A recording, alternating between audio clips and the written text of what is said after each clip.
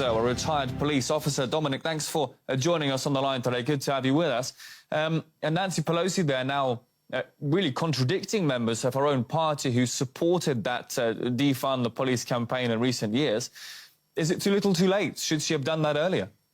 No, I think she's just given a great case for age restrictions in office when she can't remember that her own party has been constantly vilifying for law enforcement. I don't know if she's going senile or if she doesn't remember that the rhetoric against law enforcement for the last several years has been completely, well, it's the worst I've ever seen it in my time in law enforcement. So I think that the Democrats, they're just backtracking.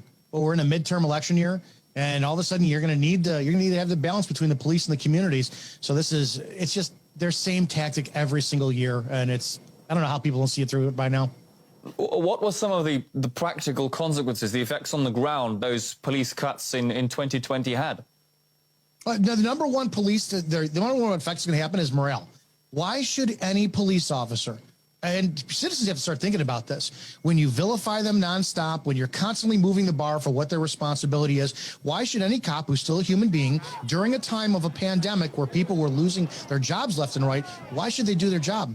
Police should be just doing the bare minimum, according to every politician out there, turning corners, driving around, responding only when necessary, collecting, $100,000 a year to just do nothing, and just the bare minimum, skate through. I don't think that these politicians think things through that well, and I always find it very curious. Anytime they wind up having a board or they have some kind of new project that comes by to sit there and solve the police and the community issues, it's never made up of police officers. It's always made up of community representatives for what they need. You never bring the men and women who are on the street who know the firsthand problems to the table to kind of solve these problems. So one of the biggest things you're seeing is morale issues, which turns into cops really not wanting to do their jobs. And aside from morale, what effects did it have in terms of crime rates? I mean, is it far to say that it potentially cost lives? Through the roof. Crime rates are through the roof, and that's the system. The system is police arrest, your district or state attorney prosecutes, your judge oversees, a sentence is given or whatnot. You've seen recidivism increase through the roof because of the lack of districts and state attorneys doing their job. This bail reform garbage, releasing people back on the street for gun crimes, for violent crimes, and again. What is the point? And it all comes back down. If we're going to make police the pawns, we have to go back and look at it. Why should a cop do their job? If they're going to do their job, the lawyers aren't going to do theirs, judges aren't going to do theirs, politicians aren't going to do theirs, and then you're throwing this element right back on the street for the police to do it again. I honestly think for all the attention we're giving the American police officer, we're not giving them enough attention for where it needs to be, which is how is this affecting them? No one is talking about that, and that's a big conversation that needs to be had. Just in terms of the wider picture here, I mean, 12 cities in the US saw record homicide rates last year, aside from the other types of crime as well. Why is that happening? Is it just a matter of lack of police funds, a lack of police resources, or are there some deeper issues here really going on? I think it's the two of them. I think, honestly, if you look at them, number one, we're all afraid to talk about the elephant in the room, which is culture, race, and violence. Nobody wants to put those things together.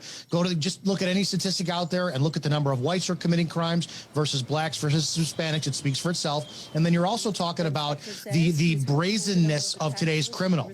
I don't think people understand this. They know they get away with murder, literally. That's not hyperbole. They get away with murder. And then you have law enforcement who's not allowed to do their jobs. This doesn't need any further explanation. Politicians aren't doing their jobs. They're instilling fear. They're calling for police heads to roll.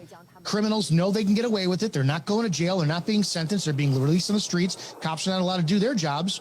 It's cyclical. This is a big synergistic back and forth between the cops who are not allowed to do their jobs, criminals who could do whatever they want, and politicians who are blaming the cops. So it's black and white. End of story.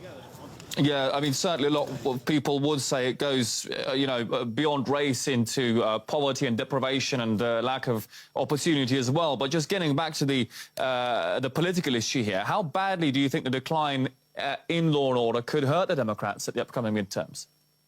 I don't know. I don't know, to be honest, because you know what? I've never seen it fail. Like in our area in Chicago, the last time we had a Democrat or a Republican mayor was in the 20s. So it's 100 years.